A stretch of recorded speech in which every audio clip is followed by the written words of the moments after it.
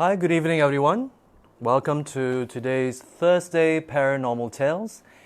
Thank you very much for tuning in, and it's been a while since I have shared with you my paranormal experiences. Let's wait for a few more people to tune in before I start sharing. Yes, you can see my cup here. There you go. Okay. So we will wait a few more seconds for everyone to tune in. So how has the MCO been for all of you? And if any one of you have any questions that you would like to ask me, again, feel free to post it on the comments below. Yeah. Hi Sharon. Hi King Ho. Good evening. Hi Christina. Hi. How is everyone doing so far? We'll wait a few more seconds, yeah, for everyone to tune in. It's been a while, so yeah, it's been a while because last week we were having Vesak Day celebrations, so that's why on that day we didn't have any of our programs. Hi David, hello. Thank you very much for tuning in. Hi Emily, hello. We'll wait a few more seconds. So I hope that everyone is doing well and that you are taking precautions, even though our movement control order is now conditional and we can go out to run our errands and do whatever is essential. So again, I hope that you all take precautions, yeah?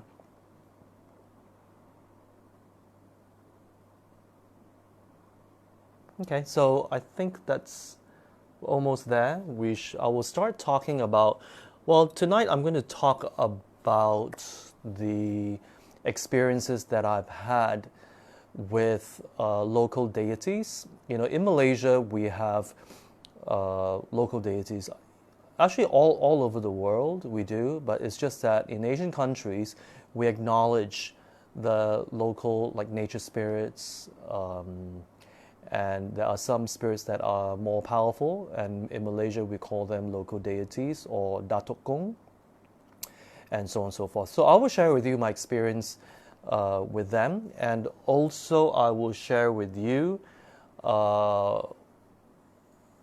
His Eminence Zara Rinpoche's experience in Nepal. Zara Rinpoche was very kind to share with me his experience when he was traveling in Nepal. So Rinpoche wrote an account, and I will share that with all of you afterwards. Okay, so let me see.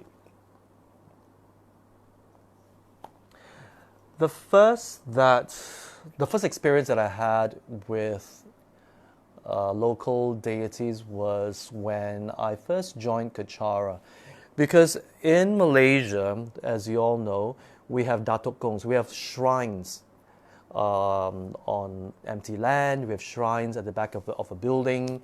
We have even shrines in our backyard in some homes, which we call Datuk Gong. Datuk Gong is basically a spirit who has been staying in that area or on the piece of land that you are staying much longer than us. So perhaps they've been there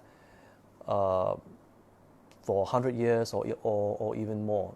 So when we build something on it, we always give peace offerings. We do not worship them, but locally, as a paganistic practice, we, not me, but people give offerings. For Buddhists, what we do is we just give peace offerings of light and of fruits, vegetarian offerings, flowers, incense. Just to say that, I'm very sorry to have been occupying your premise, and that I'm here for whatever reason, be it an office or be it your house. So it's just that we will coexist in harmony. So for Buddhists, we do that. Yeah, so we do not worship them, but we just give them peace offerings.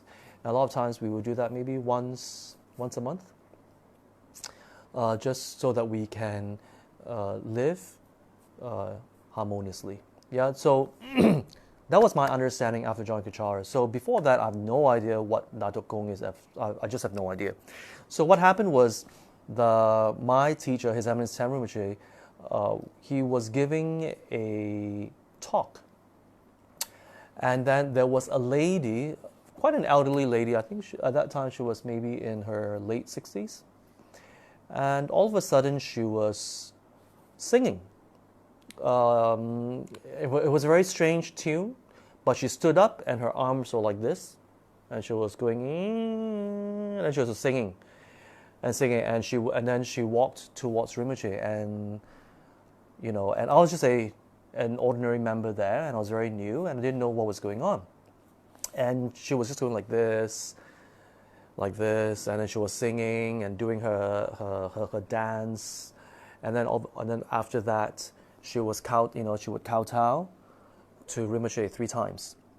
Then Rinpoche would bless her with a silk scarf, which is called a kata in Tibetan, and then after that she would take trance of another being, and it went on for quite a number of times.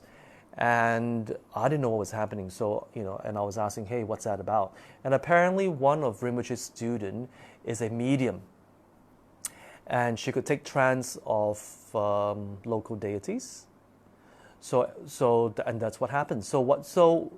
And I was told that because Rinpoche is a holy person, and the local deities want to pay respect to my teacher. So because there was a medium there, they actually, entered her and did a spiritual dance and a spiritual song to offer to my late teacher. So I was very fascinated because I have never seen anything of this sort. And it was going on for at least a good 10-15 minutes, and I was told that because because nearby there were a few local deities that wanted to pay respect to my teacher, so they took turns entering her body, and sometimes she would sound like a woman, sometimes she would sound like a man, and it went on and on and on. And this was a regular phenomenon that I experienced when I would attend Rinpoche's talk, because she was there. So even sometimes when Rinpoche would go for a land blessing, same thing. As soon as Rinpoche sat on his monk's throne, again she will take trance, because when we're doing land blessing, there are a lot of local deities, nature spirits. They can be what do you call it? Deities of all sorts that reside. They can be mountain deities. These are spirits, nature spirits that reside nearby, and they will take turn coming to pay respect to Rinpoche, and they will kowtow. See, they only do that with holy people, with holy beings. So that was very, very fascinating, and again they will take turns to come, and every time when a local deity enters the medium, she would sound totally different, and she would sing a different tune, do a different dance, and so on and so forth. Yeah, so that was my experience that I have seen. I cannot see it with my eyes, but I was fortunate enough to see it as they enter a medium. The only time that I kind of saw a local deity was, remember, I think a few episodes ago, I spoke about when I first moved into a premise that I built for my teacher, and I had to stay there, turn on the light, just stay overnight to see how things are. And I think I told you guys that as soon as I laid on the mattress on the floor, there was a huge being that just walked towards me, and the energy was very different from any spirits, because spirits the feeling that I get from a normal spirit is very dense. It's very subtle, and if they have any malevolent intention, then there is a fear factor that will kick in, and you just don't feel very easy when they're around. But this was a very high frequency feeling. It was very high frequency. It was just buzzing away, and it was huge, and it was at least, I would say, 10 to 11 feet tall, and it was huge, and it was just standing there hovering over me. So that was the only time that I saw. I couldn't see the features, but I could see, like when we are boiling water, remember I was saying that, and there's this like mirage, this wavering mirage. It was like that, but it was huge, and it was just looking at me, and I knew instantly that it was not a spirit, but something like a local deity. Because when I told Rinpoche, my teacher, the following day, Rinpoche asked me, "So what do you think it is?" I said, "For some reason, my gut feeling tells me it's a local deity." And my teacher said, "Yes, you're correct." And apparently, this was quite a high-ranking local deity. Apparently, within their realm, they have ranking. So this local deity was in charge of a much bigger area. So he was higher ranking as compared to just a lower ranking deity where he's just in charge of that one plot of land. So this was the entire area apparently that we were situated in. So that was the only time that I saw local deities. Yeah. Any questions so far? Hi Judy. Hi. Good evening. Hi Coglan. Thank you very much for tuning in. Hi Cynthia. Hi Judy. Okay. Martin, Emily, Aaron. Hi. Aaron asks, are deities and spirits the same? Well, deities are beings that have been around much longer, and they have some sort of clairvoyance. They have attained some sort of supernatural power, usually, and they actually guard, let's say they guard an area usually. So either it is they guard a mountain, they guard a hill, or they guard a tree, or they guard a lake. So yeah, so they are different. When in Buddhism we acknowledge that there are two realms that are called deities. One is the worldly God, not God in the Christian sense that they are a creator, but God as in a deity, whereby in that realm they have all the supernatural powers, they have clairvoyance, but very limited, very, very limited. So a lot of these paganistic religions that pray or worship their deities actually belong to that realm. And some even belong to the demigod realm, not God as in the creator, but God as in the deities. So like the elementals, the nature spirits, the less powerful ones. So they do exist. And then of course you have the spirit realm, where they can be roaming around. And in the spirit realm, there are many types of spirits which I've spoken about. So there are these three different realms. In samsara, according to the Buddhist belief, there are 6 realms.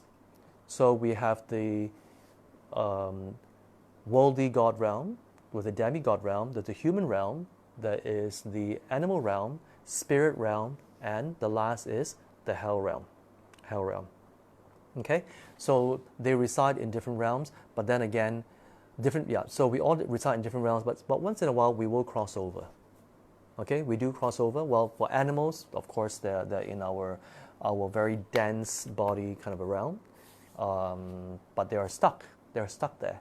And in the spirit realm, if you have the karma to experience them, definitely you will be able to either see them, feel them, hear them, and sometimes smell them, or sometimes you can feel that they're touching you. Okay, so there are a few ways. Yeah, I think you need to open the window. It's a bit too smoky. came out, and then open the mosquito netting. I think I was burning too much incense in my room, so it's a bit smoky here. Okay, so I hope that explains your question, Aaron. So again, we do not worship them. We only pay respect to deities, and we do not ask for healing, and we do not ask for lottery or any favors at all. We do not ask them. The reason is this. Although a lot of these deities, like in the Hindu pantheon, in the Taoist pantheon, and in other paganistic religion, they worship them and they ask for a favor, some sort of a healing, some sort of a luck, or even fertility. They have that power to do that, but there is a danger. And what is the danger?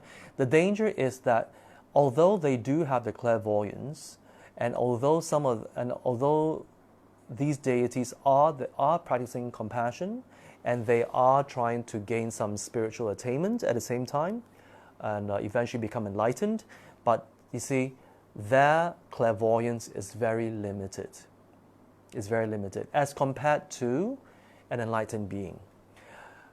An enlightened being can have the clairvoyance to see all the way till we become enlightened. But for a deity, they can only do maybe up to 100 lifetimes or less or whatever, but they cannot see all the way.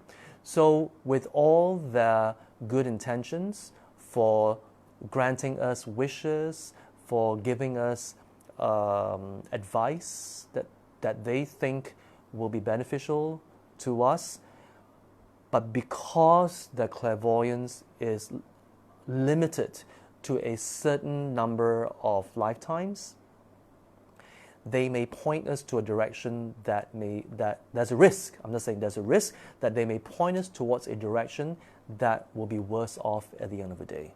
So that's why we do not ask them for anything at all. All we do is just peace offerings, and that's it. So I'm here, you're here, and we coexist peacefully. Okay, I hope that explains your question. Hi Bradley, good evening. Thank you for tuning in. Hi Suzanne, again. Hi Baktu, yes, long time no see. It's been a while. Okay, do we have any more questions? Okay, so another experience that I had was when I was following my teacher, Sam Rinpoche, to one of our members' factory.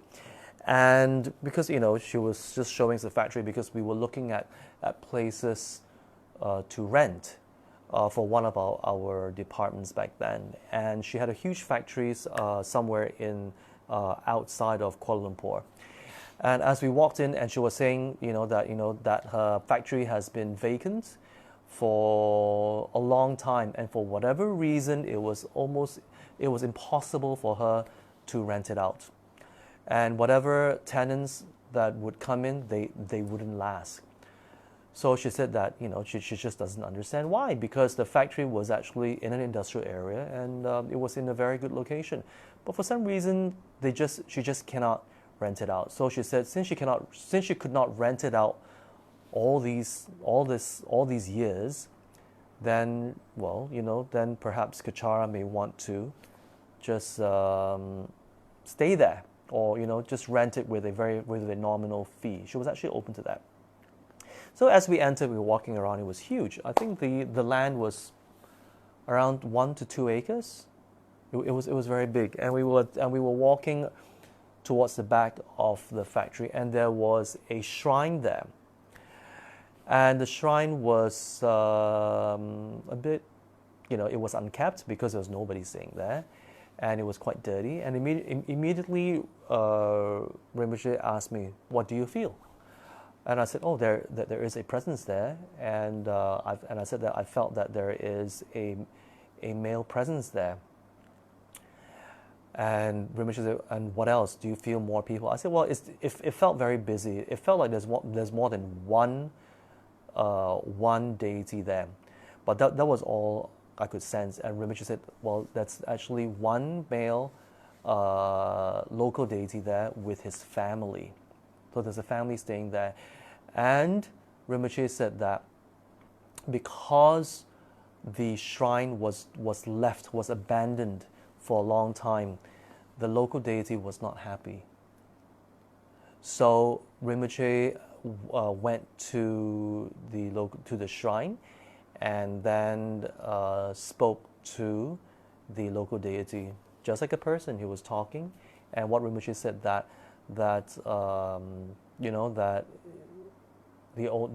he will help, or he will actually advise the landlord, the owner, to actually maintain the shrine for him and his family, and also make offerings. I think it was like once a month or something like that. I forgot, but it was regularly making offerings and regularly making sure that the shrine would be kept clean. And immediately, some of the students who were following Rinpoche immediately went out to buy some drinks and some biscuits and some fruits, and of course light, candle to offer.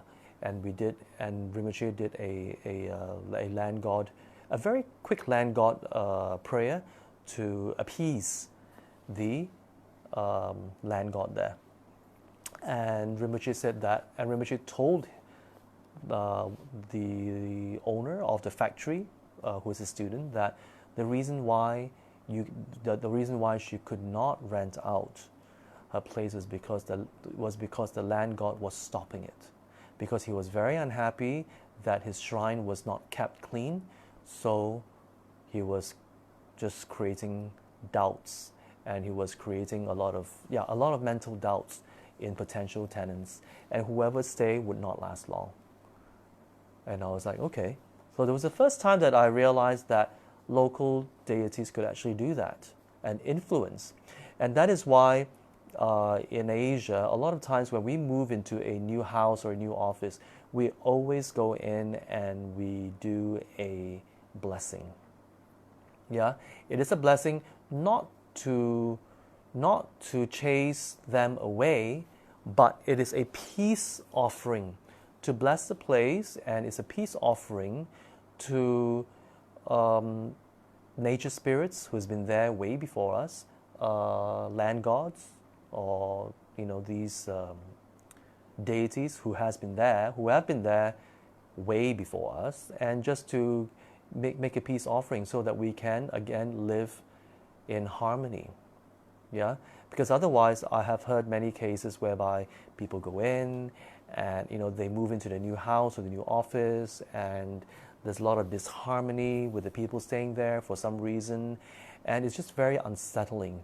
And there are accounts where people getting sick, children keep getting sick, and children keep seeing spirits, and they cry at night. So there are all these signs that, I've not seen, but I was told. So that's why as soon as we do a peace offering, like what we call a land god prayer and offerings, all these things will subside. And you know what? With regards to the factory, after we all went there and Rinpoche did the land god offering, within 2 weeks, she had a potential tenant interested. And within that week, the tenant signed up and rented her premises. What are the chances, right? But that's exactly what happened. Exactly what Rinpoche said. Because Rinpoche said, well, you're fine now, so you'll be able to rent out your factory. You just watch. And within 2 weeks, she could rent it out. And she was so happy, and she told me, JP, you're not going to believe this. I managed to rent out my factory. And it's been a long time, she said. And she rented out at a very good rate. Yeah, so it's very important that we acknowledge whatever it is. There are so many realms. There's so many there's so many realms and so many existences that coexist. It's just that sometimes we're not able to see them and we're not able to experience them. It doesn't mean that they do not exist. So again, because we know as a Buddhist, we realize that they do exist, or we know that they do exist, so there are ways to coexist in harmony, in peace and harmony. That's my point. Yeah? Any questions so far?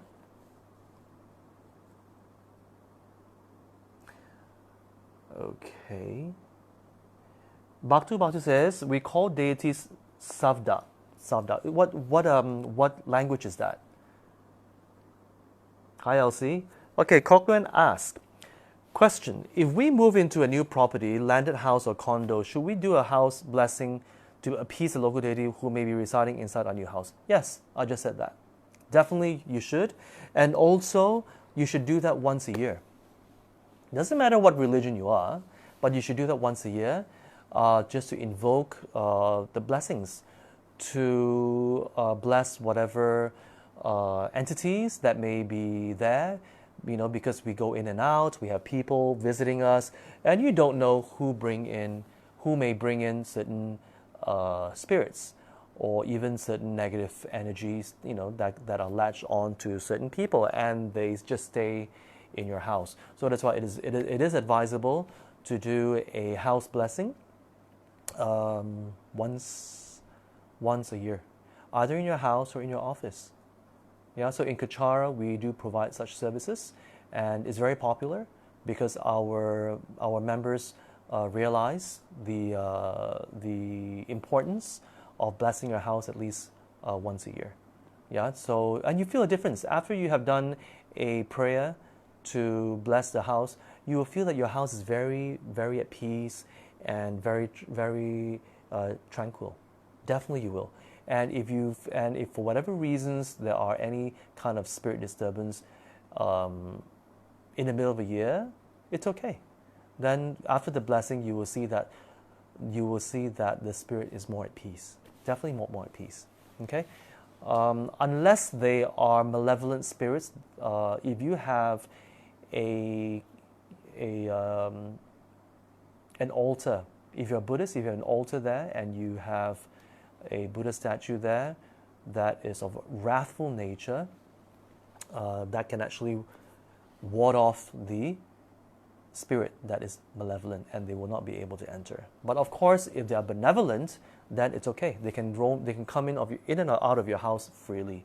And a lot of times they will even pay respect to your Buddha statue because your Buddha statue has been consecrated. So to the spirit or to the local deity, they will only see Buddha.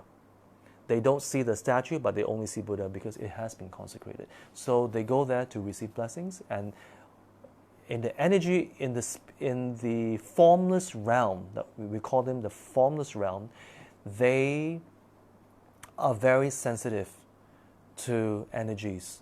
So they can feel the energy of a consecrated statue. They will feel very at peace, they feel the compassion, and it gives them a moment of relief. A moment of relief. So that's why they like to hover around the altar. So don't freak out. Don't freak out. There's nothing they won't harm you, because if you don't see anything, then nothing's going to happen. Okay?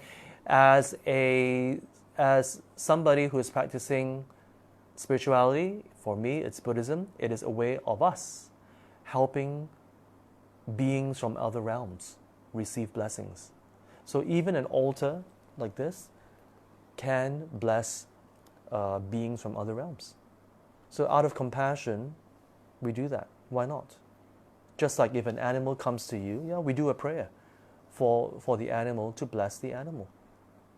So that's why when we pray to help all sentient beings, it covers all these realms, definitely. Okay? Hi Lily, thank you for tuning in. Bradley, can we do the house blessing alone, living overseas? Yes, you can. Well, you can do, I'm not sure what religion you are. So if you're a Christian, I'm sure you can do a Christian prayer, which is beautiful, and you go around and you can do your prayers around the house. If you are Buddhist, you can do your Buddhist prayers. What is very good to bless your house or to cleanse your house is to burn incense, like juniper. I'm burning juniper right now. Or you can burn sage, and make sure that there's a lot of smoke, and you just douse your house. Just every part of your house, just douse it, because what it will do is these type of incense, what they will do is they'll actually push away any kind of negativity out of the house. Any type of negative energy out of the house, they will just push it away, and that's all. Yeah, definitely you can do that. Bhaktu says, Savdak, it's in Mongolian. Oh, thank you very much. Thank you, Bhaktu. Thank you.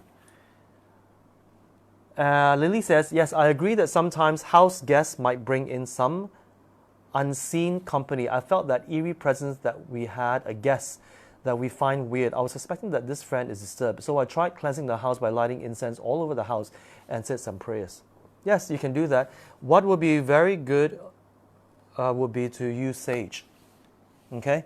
Sage, burning of sage is very, very effective, or juniper.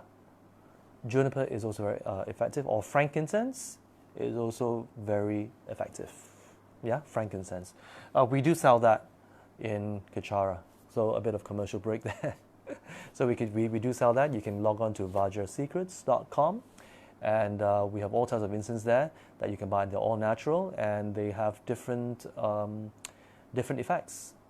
Yeah, so depending on what you're looking for. But definitely we do have a lot of these for you to bless the house. Yeah. Sharon says, do you have any holy water? Might work. Yes, holy water does work. You can have holy water. I have not tried blessing a house with holy water. I've not. So if for those of you who have, well, share with me your experience. Okay, so I will go on to my next experience, and let me see. Aha. Another experience that I had, and that was very fascinating, with local deities is, again, it was always with my teacher. There was a whole group of us. I think there were at least 20, 30 of us, and we were following my teacher, Ten Rinpoche, to see a house that was for sale somewhere in the mountains in KL. It's a place called Jandabaik. It was a beautiful place. It was 3 acres. But the house was huge. It was, how many stories? I think at least 4 or 5 stories, and with a build of 20 over 30,000 square feet. And it was for sale. So we just went there, just to see what this beautiful place is about. And as we were at the veranda, Rinpoche said, oh, there's a local deity here. And Rinpoche asked me, can you see it? I said, oh no, I don't, because I couldn't feel anything. And Rinpoche said, oh, it is coming towards us.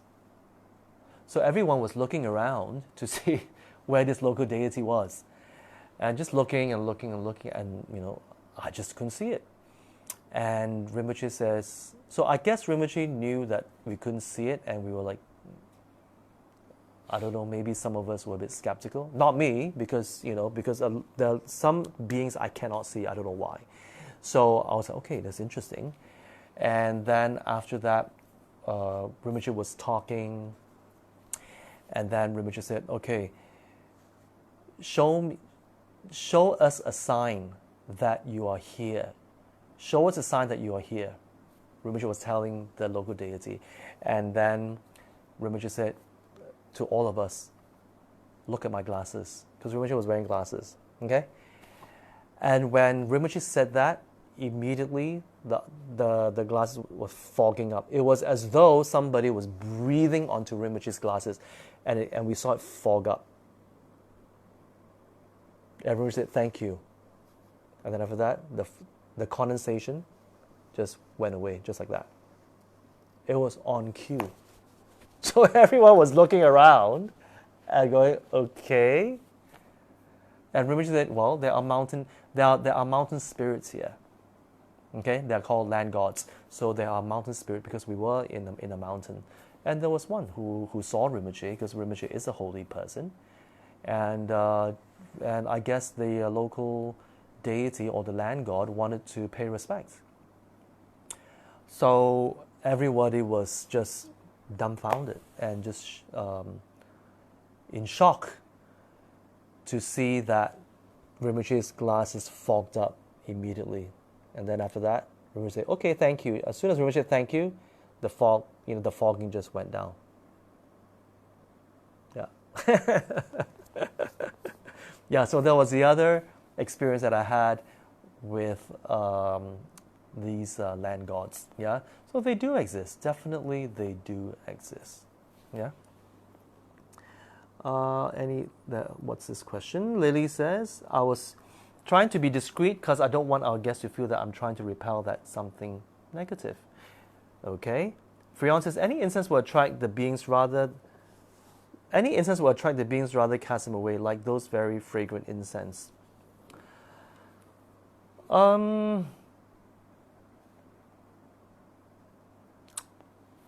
Spirits can be attracted to many, many things. Yeah. So even if I'm lighting the juniper incense right now, if there is a benevolent spirit, it's okay because they don't have bad intentions. They can still linger around, and they can still enjoy the good energies from the juniper incense that I'm lighting. So it's fine. So any incense that the spirits find pleasing, yes, definitely they can come. Definitely. Yeah. Even with the light. You see, I've lit a candle here on my altar.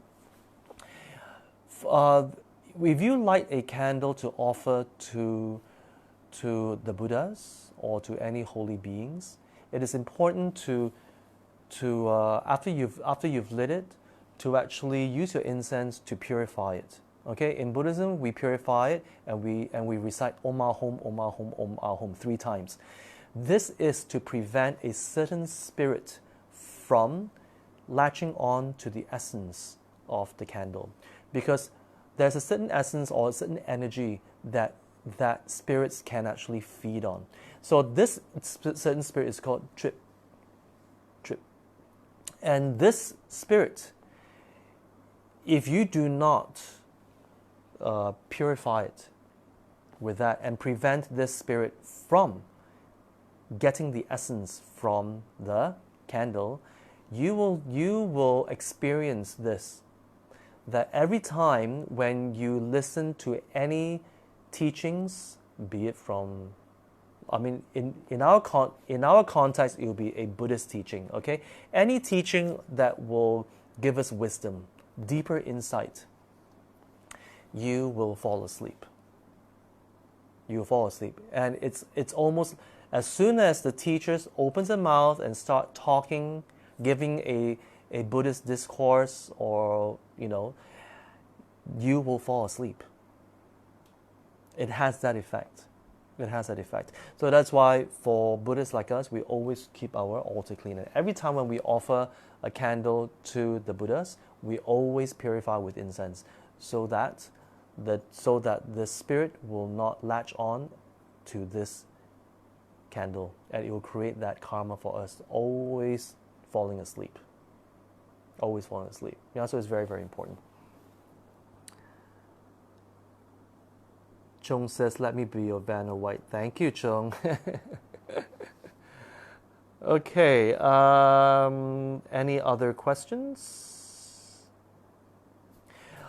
Yeah, okay, so I will continue. So those are my experiences that I can remember with local spirits. Another one is this. We were following Rinpoche to Malacca.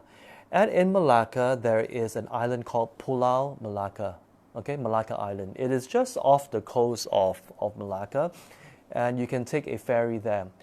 And we went there with Rinpoche because one of Rinpoche's students wanted to, or was thinking of investing in a project there and doing a joint venture with the state government, something like that.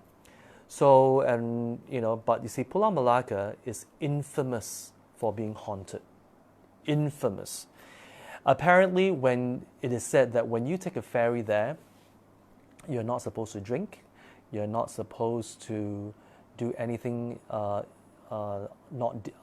indecent, and you're not supposed to eat pork, and a few other things that you're not supposed to do. So, because if you do that, a lot of times the boat will capsize. That is what it is, and it is famous in Malacca. Okay, everybody knows about this. So it is. So and when you go there, you're not supposed to drink alcohol, no pork, nothing, because it is said that there is a local deity there that was Muslim. It is what we call a Datuk Gong, and he doesn't like it when people there do anything that's immoral and eat pork and drink alcohol. He doesn't like it. So we were all excited. I was like, oh, let's go and take a look, because because Rinpoche was there. So if anything happens, Rinpoche is there to save us. Okay. So we all took a ferry there. There were quite a number of us. I think there were at least 15 of us there. So we followed and we went there, and we walked around. And sure enough, as soon as you step onto the island, the goosebumps will come out, and you feel a very strong presence. And Rinpoche said, okay, and of course we before we went there, Rinpoche said, we will do a land god prayer there to make offerings to the land god there. And so we did. So it was a beautiful walk. We walked past a golf course there. There was some resorts there, but just very small resorts. And then Rinpoche asked us to set up just a makeshift altar for Rinpoche to do a prayer there, to offer and appease the land gods there. So after we did the prayer, then we all stood. I think it was on a bunny slope.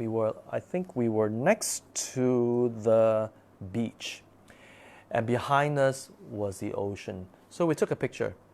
So after taking a picture, then one of Rinpoche's students, who has a third eye, and she could see everything there. I couldn't. I could only feel it, but she could see everything. She was terrified.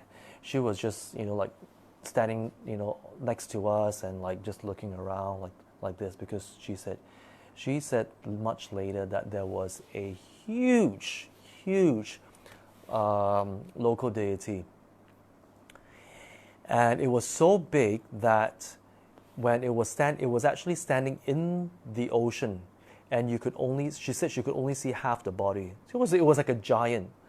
I think it was at least 15, 20 feet high, at least.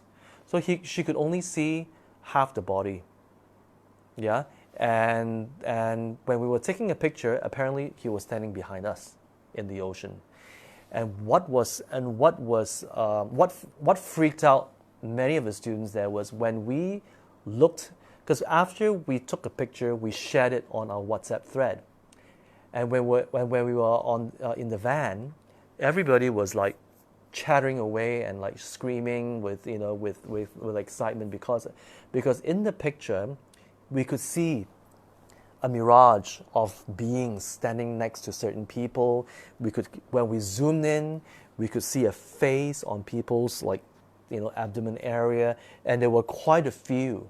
There were quite a few spirits that took pictures with us. We could see it. It was so clear, because what Rinpoche said was, "Come, everybody, come and let's all take a picture." So, so this student of Rinpoche, she said that as soon as Rinpoche said, "Come, everybody, let's all take a picture," they all joined us, in 2 or 3 rows, and took a picture. And she was terrified, she said, because she could see them taking pictures with us. And these were all, there was a mixture of spirits, and those that were with us were spirits. But the one behind us, standing in the sea, was actually that infamous local deity that would actually capsize boats. Yeah, they were capsized boats. So, and Rinpoche said that this deity has been there for a long, long time. So, instead of, as Buddhists, we don't get rid of them. We just make peace offerings so that they are more at peace and they don't create instability with people who are staying there on a holiday. Yeah, so that was my other experience with local deities. Is it called Pulau Besar? Okay. I thought it was called Pulau Malacca, no? It's called Pulau Besar, is it? Okay. Yeah, Pulau Besar, sorry. It is an island off of Malacca. So, I was told that this member of us, he decided not to invest in this project. Yeah, but Rinpoche said, even if he does, it's fine, because Rinpoche, there are ways to appease the land gods there, and everything will be fine. You just have to appease them by making peace offerings. Okay, so so Sharon says the local deities photobombed you guys. Yes, so they photobomb us. I think we do have the picture. It's somewhere. I think the Ladrang people still have it because we shared it on our groups, right? You can see so clearly, faces. Because when you zoom in, it was clear it was a face, and people were like freaking out in the van. They were like, the girls were screaming, I can't believe, is it still in my tummy? And I was like, no, it's not there anymore. They were just photobombing, so it was quite funny. Okay, so Chong says, I'm from Malacca. We were never allowed to visit Pulau Besar. Yeah, because it is infamous. It is infamous. So we went there, and it was beautiful. Pulau Besar is actually very beautiful. It's just very unfortunate that there are no successful developments there because of these disturbances. Yeah, it's very, very haunted. That's for sure. Yeah. Okay, so what prayers or mantras would be good to recite if we feel uneasy going into a place or hotel room? Well, if you are a Buddhist, you can do Dorje Shugden's mantra, Om Benza Wiki Bitana Soha, Om Benza Wiki Bitana Soha, Om Benza Wiki Bitana Soha. That is a mantra that'd be good, because that is a protector mantra. Okay, the protector's mantras are very, very potent to protect us from all these. So if you feel very uneasy, if a fear factor comes in without your mind playing tricks on you, if you walk in and your goosebumps, you feel goosebumps, you feel very uneasy, you feel the place very dense, it's the gut feeling. Yeah, it's a gut feeling before the mind kicks in and spook you out. It's that gut feeling. It's that first impression, that gut feeling. You should trust that.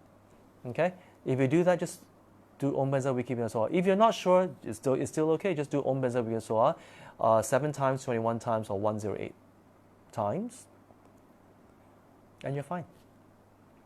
Yeah, so that helps. Okay, some people say, can we do Kuan Yin mantra, Om Mani Padme Hum, Om Mani Padme Hum? You can, but I notice that when I do Om Mani Padme Hum, they tend to come to me more. More of them come to me. I think they like the compassionate energy from Kuan Yin's mantra. Yeah, Kuan Yin's mantra, Om Mani Padme Hum. Yes, they love it. So I don't know whether you want that. So Om Benza Wiki Bitana Soha, I feel would be more effective if you would like them to stay further away from your room. Okay, I hope that helps. And let me see, any more questions? Karma Padma. My buddy has a condo and he is bothered by what he claims is an evil spirit. He also claims it's homosexual. Interesting. He bought juniper incense from Vajrasattva and it worked for a while, but it got worse later. So he started burning cocaine. Really? That's interesting. The spirit has now possessed his son. What do we do? Then this is something that is very serious. Definitely you will need to go to a local Buddhist temple. Go to a Buddhist temple with a qualified monk or with a holy monk, with a pure monk who has experience in doing exorcism. Okay? There are prayers that you can do to purify. Definitely there are prayers. In Kechara, because Rinpoche is no longer around, so because the son is possessed, then we cannot do much right now because our teacher has passed away. But when Rinpoche was around, we would request for divination to be done, and Rinpoche would give certain pujas to be done to purify the karma for the son and the family members who are being disturbed by this spirit. If we do not, you see, in Buddhism, that we believe in karma. So karma means cause and effect. Because we have the karma to experience these disturbances, that's why whatever spirits come, if they can disturb, they will disturb. So there are pujas that can be done to actually purify one's karma so that the spirit, even though the spirit can still be there next to the person, but they cannot do anything to the person. So we get to the root of the issue, and that's karma. It may take longer, but it is very effective because once you purify it, any other spirit that comes along will see you, but they cannot disturb you. That's for sure. They cannot. Okay? A lot of the other religions that I have seen, what they do is they remove the spirit, they exorcise the spirit, and they remove it. Okay? But that is symptomatic. So just because they have removed a spirit, we have the karma for other spirits to come to us and disturb us. That is why I've heard many times, even though prayers are done to remove, to expel the spirit, after a while, the person gets disturbed by another spirit. And it keeps coming back, and it keeps coming back. Okay? So for spirit disturbances, it is very, very serious already. I would suggest that you go to, if you're in Malaysia, you can go to the Thai temple in Petaling Jaya. You can request the monks there to help the family, or you can go to the Buddhist temple in Brickfields. The monks there are very holy, and they are from Sri Lanka, and they can do prayers there as well for you. Yeah, I hope that helps. Yeah, definitely don't burn any more juniper or whatever, because why? You will irritate the spirit more. Don't wear any type of amulets for protection, because you will definitely irritate and provoke the spirit, and they will become more violent. Definitely. So definitely get help from the monks. They will know what to do. Yeah, Buddhist monks, definitely Buddhist monks. Okay, they will know exactly what to do. Okay, I hope that helps. Okay. Hi, Audrey. Thank you very much for tuning in. Audrey is my cousin who's staying in Singapore. Okay. Cochran asked, did Rinpoche communicate with the spirits on Pulau Besar? Oh, yes, Rinpoche did. Okay? Rinpoche, as we all know, he doesn't like to display his skills, lack of a better word. He doesn't, because he's very humble. He's a monk. So a lot of times Rinpoche, there was a situation when Rinpoche was doing the prayers, I could see Rinpoche talking, but under his breath. So Rinpoche like this, and we were all standing far away from Rinpoche, because Rinpoche wanted to do the prayers alone. Okay, so Rinpoche was like this, and we could see Rinpoche's mouth moving, and he was talking and doing his prayers. But what did Rinpoche say? I have no idea, because we were a good 50 feet away from Rinpoche. Yeah, so I'm not sure. Celeste, have you had any experience with UFOs or aliens? No, but I would love to. I love reading about UFOs and aliens, and I've always loved to see them. I've always. So, but I heard from one of our members in Kechara, apparently, I don't know whether it's real or not, but he swears it's real, that when he was going back to a place called Kajang, He once saw a UFO right next to the. He was driving past, and on the fields there was a UFO that landed. I asked him, "Were you drunk, or were you high on any drugs?" He said no. He said no. He said he was just. I think he was back from work, or he was going to work, something like that. He was totally sober, and he saw, and he couldn't believe his eyes. So I said, "Did you get out of his car?" He said, "No. He just drove, and he was just looking." He said.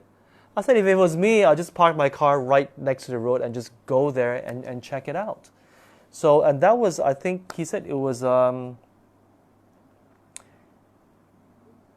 like more than 15, 20 years ago that he saw this. And he was so nonchalant about it. Yeah, so that's the only person that I know personally that have seen a UFO. Okay, I don't know anybody who has seen an alien. So, yeah, so I cannot answer that. Yeah.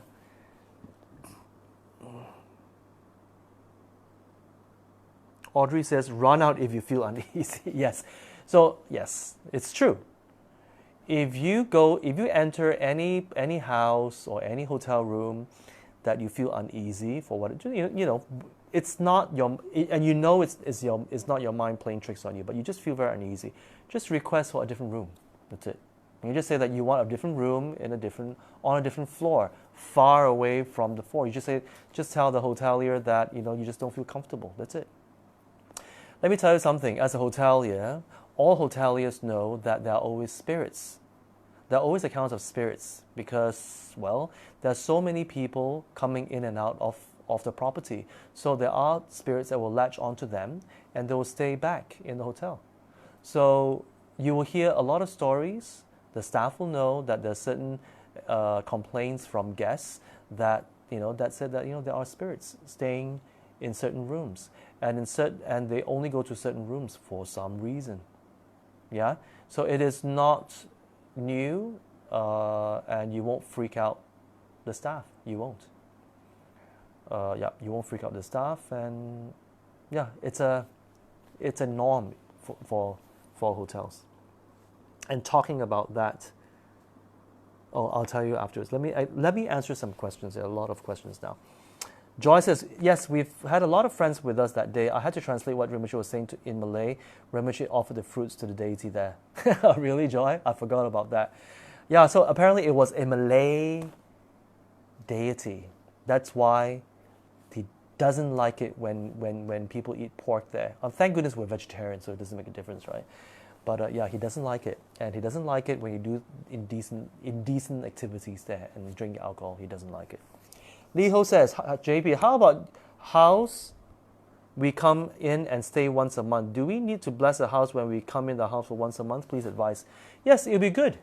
It'd be good that you use your juniper incense and you just go around the house, light it, put a protector rice on the incense and burn it. Definitely, because spirits can roam around. In and out, in and out, in and out. So just in case, if you don't, because you have children, and if you don't want your children to get any disturbances, then it'd be good to douse your house with our juniper incense that you have. You put a protector incense there, yeah, and visualize Dorje Shugden and your guru as one, and bless the whole house. So ask Dorje Shugden to come in and bless. Yeah, that's very, very powerful. You can do that, Liho. Elsie, JP, can we just recite the mantra even if we don't feel anything or goosebumps? Definitely. Definitely. When you do your daily prayers, it's very good. It's just like taking your vitamins every day. So you're taking a dosage of protection every day.